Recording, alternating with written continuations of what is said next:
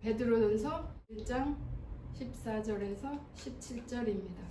너희가 순종하는 자식처럼 전에 알지 못하던 때에 따르던 너희의 사랑을 본받지 말고 오직 너희를 부르신 거룩한 이처럼 너희도 모든 실에 거룩한 자가 되라. 기록하였을 때 내가 거룩하니 너희도 거룩할지어다 하셨느니라. 외모로 보시지 않고 각 사람의 행위대로 판단하시는 자를 너희가 아버지라 부른즉 너희가 나그네로 있을 때를 두려움으로 지내라. 내가 나그네지 이 세상을 여행자 된 마음으로 사는 거지. 그런 사람들은 이렇게 말씀하고 있는 것을 받는 겁니다. 너희가 순종하는 자식처럼 이전에 알지 못할 때에 따르던 너의 사욕을 본삼지 말고. 알았습니다. 자, 너의 사욕을 본삼지 말고 무슨 말입니까? 너의 욕심을 본삼지 말고 내 본성을 따라 사는 마음을 말하고 있습니다. 우리가 타고나서 계속해서 키우고 자라게 하며 살던 마음입니다. 사욕? 욕심인데 너의 욕심을 따라 살지 말고 나 욕심 없는데?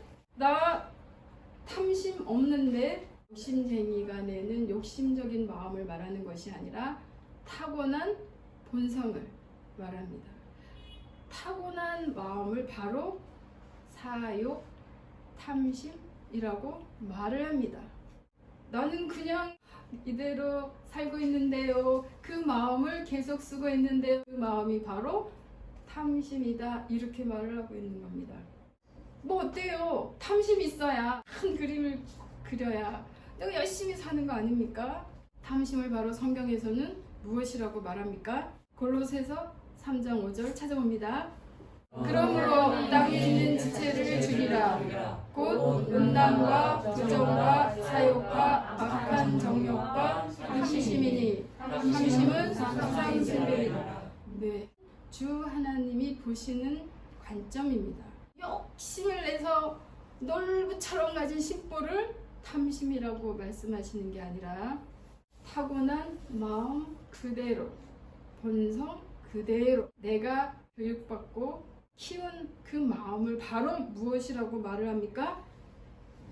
우상숭배라고 말을 합니다. 요즘에 누가 우상숭배합니까? 나는 우상숭배 안 합니다. 요즘 같은 5G 시대, IT, 4차 산업혁명 시대에 누가 우상을 숭배합니까? 과학 시대인데요.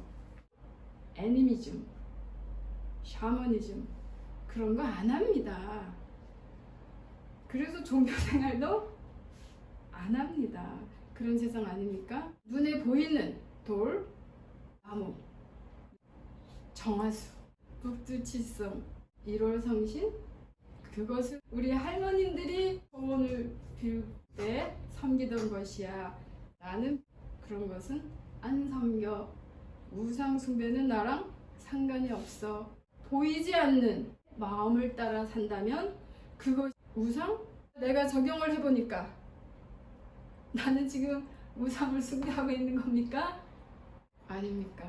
둘 중에 하나입니다. 내 마음을 따라 산다는 말은 내 마음이 원하는 대로 내 마음을 충족시키는 나를 섬기는 삶을 살든가 아니면 주 하나님을 섬기고 살든가. 나는 하나님을 안 섬겨. 그 말은 곧 우상을 숭배하고 있는 말과 같습니다. 내가 맞아. 아무리 생각해도 내가 옳거든. 책에도 나와 있잖아. 그런데 지혜가 무엇입니까? 내 맘대로 다 될 것 같은데 결국 내 맘대로 안 되는 세상이 있어. 내 마음인데 왜 내 맘대로 안 되지? 사실은 시작점입니다. 온 세상을 창조한 하나님이 지혜이시지 나 하나도 감당 못하는데 빨리 깨닫고 그럼 어떻게 할까요? 네, 지혜가 어디에 있습니까? 하고 찾아 나서야 됩니다. 그래서 우리는 이렇게 하나님 앞에 나와서 듣기 시작합니다. 지구를, 이 우주를 돌리고 계시는 하나님께 지혜를 배워야 되겠어. 번개는 왜 치는지, 폭풍은 왜 치는지. 본성적으로 타고난 내 마음은 답이 없어. 그러니까 내려놓고 주 예수님 마음으로 살아봐. 그것이 영혼이야. 그것이 축복이야. 그것이 지혜야. 이렇게 주 예수님 마음으로 바꾸는 것이 신앙생활입니다. 또 바로 이것이 예배입니다. 그런 본성적인 내 마음을 드리고 나를 드리고 우리에게 찾아와 주신 하나님, 예수님을 받고 사는 것이 예배입니다. 교회에 오면 자꾸 무엇을 받으려고 하는데 받는 것이 아닙니다. 드림이 먼저 되기를 바랍니다. 달라고 안 해도 그 하나님 한 분 안에 다 있습니다. 처음부터 우리가 주 예수님을 받기를 원하는데 우리는 어떻게 합니까? 그분 앞에서 하나님 싫습니다. 바로 이 사건이 무슨 사건이라고요? 에덴 동산의 선악과 사건이 이 사건이라고 했습니다. 하나님 싫습니다. 그런데 하나님이 주시는 것은 좋습니다. 무엇을 한번 주어 보십시오. 받고 생각해 보겠습니다. 그렇습니까? 처음부터 하나님과 우리와의 줄다리기라고 제가 그럽니다. 하나님은 우리가 구하는 이것저것 주고 마시는 분이 아니라 그것 받고 다음에 또 필요할 텐데 아예 나와 함께 온 세상을 창조한 없는 것에서 있는 것으로 만드는 나 하나로 안 되겠니? 이렇게 내가 너와 함께 하면 안 되겠니? 그 사건이 바로 에덴 동산의 사건이라고 했습니다. 아니 싫습니다. 하나님을 거절한 마음입니다. 이스라엘 하나님이 직접 인도하시던 신정 국가 아니었습니까? 그런데 왕정 국가로 바뀌게 된 이유 또한 무엇입니까? 8장 7절입니다. 여호와께서 사무엘에게 이르시되 백성이 내게 한 말을 다 들으라. 그들이 너를 버림이 아니요 나를 버려 자기들의 왕이 되지 못하게 함이니라. 네, 이스라엘이 하나님 앞에 나와서 하나님이 우리 왕 되는 거 싫습니다. 우리도 주변 국가들처럼 사람 왕을 주십시오. 하나님이 거절당합니다. 19절 보십니다. 백성이 사무엘의 말 듣기를 거절하여 가로되 아니로소이다. 우리도 왕이 있어야 하리. 네, 그렇습니다. 계속 하나님이 나는 너희랑 같이 가고 싶은데 내가 너희 왕 되면 안 되겠니? 두드림에도 불구하고 이스라엘 백성들은 아닙니다. 하나님이 왕 되는 게 싫습니다. 우리도 사람 왕을 주십시오. 선악과의 코드나 이 코드나 같은 코드입니다. 그 코드가 지금 어디에 있습니까? 모든 사람들의 마음에도 있는 겁니다. 하나님은 나랑 같이 가자 이렇게 부르고 있지만 나는 너희와 함께 가기를 원한다. 하지만 우리의 본성은 하나님과 같이 가면 하나님 눈치 봐야 된단 말이지. 하나님하고 같이 가려고 하니까 하나님은 내가 하고 싶은 거 꼭 저거 못하게 할 것 같단 말이지. 꼭 하나님은 내가 싫은 것만 하라고 그럴 것만 같지. 나를 감시하는 것 같지. 나를 정삼는 것 같지. 안 되겠어. 하나님 오지 마세요. 나 혼자 가겠습니다. 그 마음이 바로 탐심. 그 마음이 바로 우상 숭배입니다. 자, 그럼 그 마음에 구체적으로 어떤 것이 들어있는지 살펴봅니다. 마태복음 15장 18절입니다. 입에서 나오는 것들은 마음에서 나오나니 이것이야말로 사람을 더럽게 하느니라. 네, 사실은 내 입에서 무엇이 나옵니까? 말이 나오죠. 근데 그 말은 사실은 뿌리가 어디다? 마음이다. 사실은 내 마음에 있는 것이 말로 나오는 것입니다. 지혜로우시기 바랍니다. 잘 들어보면 그 사람이 무슨 말을 하는지 예언 안 받아도 알 수 있습니다. 자, 19절입니다. 어떤 것이 나오는지 시작. 마음에서 나오는 것은 악한 생각과 살인과 간음과 음란과 도적질과 거짓 증거와 비방이니. 자, 20절입니다. 이런 것들이 사람을 더럽게 하는 것이요 씻지 않는 손으로 먹는 것은 사람을 더럽게 하지 못하느니라. 네, 사실은 이 마음을 우리가 닦아서 교육받아서 가리고 예쁘게 포장을 해 놓았지만 언젠가 틈만 생기면 건드리기만 하면 나도 몰랐는데 내 마음이 내 속에 이런 게 있었어 하고 툭툭 나오는 것입니다. 이런 마음을 어떻게 하라고 말씀하십니까? 본 삼지 말고. 골로새서 3장 9절을 보시겠습니다. 너희가 서로 거짓말을 하지 말라. 옛사람과 그 행위를 벗어버리고. 10절입니다. 새 사람을 입었으니 이는 자기를 창조하신 자의 형상을 따라 지식에까지 새롭게 하심을 받는 자라. 아멘. 네, 그 본 마음에서 나오는 것은 어떠한 것이라도 말부터 벗어 버리라. 그리고 그 본 마음에서 나오는 말이 거짓말입니다. 다 거짓말 안 하는데요. 나 정직하게 사는데요. 일반적인 도덕 수준을 넘습니다. 자, 그래서 10절 모든 것을 다 벗어버리고 새 사람을 입으라 이렇게 말을 하고 있습니다. 이 새 사람이 바로 우리들입니다. 자, 계속해서 한 사람으로 사시고 싶습니까?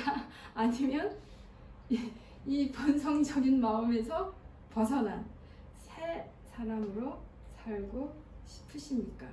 신앙생활이 그 싸움이라고 했습니다.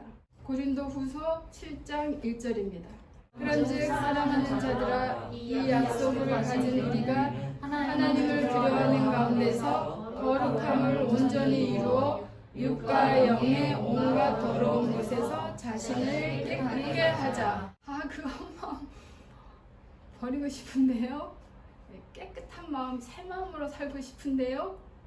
이렇게 되시길 바랍니다. 하나님이 스스로 자신을 내가 거룩하니 너희도 거룩하라고 계속 말씀하십니다. 네, 그렇게 하고 싶습니다. 거룩하고 싶습니다. 어떻게 해야 거룩해집니까? 거룩이 무엇입니까? 거룩과 어디를 갔는데 경건한 분위기, 거룩한 분위기. 아, 이것이 거룩이야. 그렇습니까? 하나님의 성품입니다.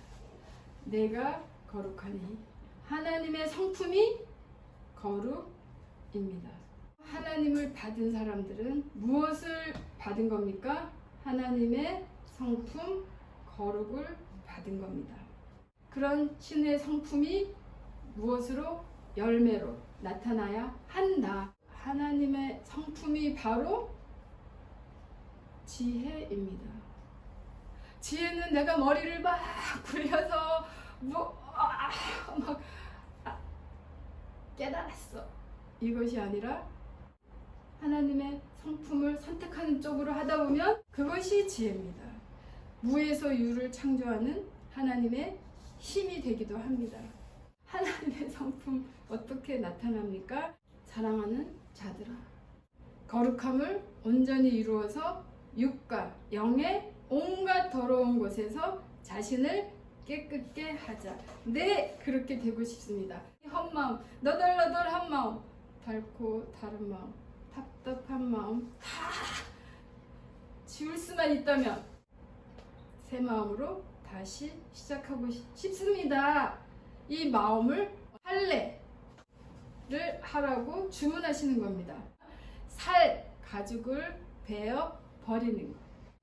거봐, 아유 무서워, 내 살 가죽 베어 버리라고 하잖아. 걱정하지 마십시오. 그래서 예수께서 바로 우리의 할례가 되어 주신 겁니다. 베드로전서 2장 1절입니다. 갓난 아이들같이 순전하고 신령한 젖을 사모하라. 이는